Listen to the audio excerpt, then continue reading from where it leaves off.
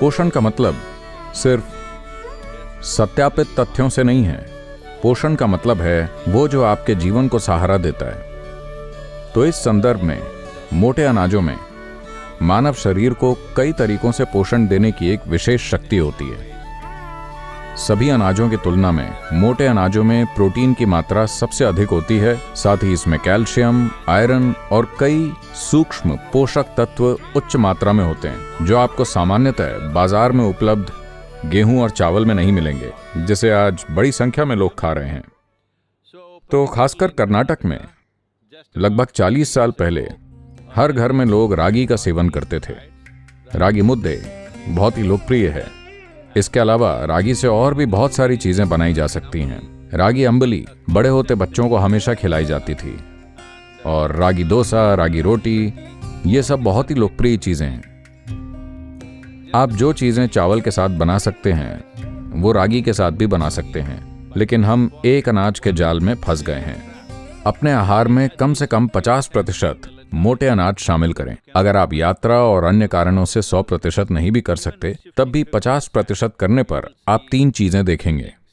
पहली चीज है कि आपका सामान्य स्वास्थ्य और ऊर्जा का स्तर आपकी वर्तमान स्थिति की तुलना में बहुत अधिक होगा। दूसरी चीज है कि आप बहुत कम भोजन करके भी ऊर्जा से भरे हो सकते हैं और अपने वजन को मेंटेन रख सकते हैं। मोटे अनाजों के संदर्भ में तीसरी महत्वपूर्ण चीज ये है कि ये धीमी गति से घुलते हैं। आपका शुगर लेवल अचानक से नहीं बढ़ेगा, ये धीरे धीरे घुलते हैं, और कम खाने पर भी आपको लंबे समय तक भूख नहीं लगेगी, जो एक बहुत अच्छी बात है। ये बहुत आसान है। आप में से जो लोग उपवास रखते हैं, अगर आप उपवास और इंटरमिटेंट फास्टिंग जैसी चीजों के माध्यम से अपने आहार को संतुलित करने की कोशिश करते हैं, तो आप देखेंगे कि मोटे अनाज इस प्रकार की जीवन शैली के लिए सबसे अधिक सहायक हैं।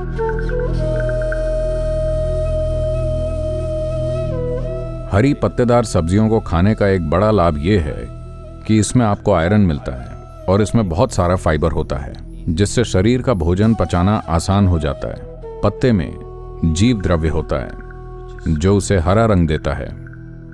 अगर आप इसे कच्चा खाते हैं तो आप इसे कभी नहीं पचा सकते। अगर आप इसे पकाते हैं तो आप इसे कुछ हद तक पचा सकते हैं। हरे पत्तों के केवल कुछ ही पहलुओं को आप अवशोषित कर सकते हैं, बाकी सब बेकार चला जाता है। लेकिन ये दूसरा उद्देश्य पूरा करता है, यानी कि यह आपको फाइबर देता है।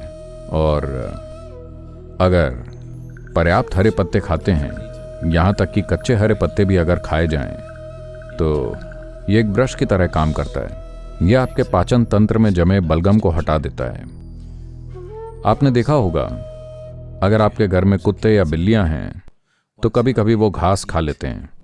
यह उनका आहार नहीं है, लेकिन वो इसलिए खाते हैं ताकि बलगम साफ हो जाए।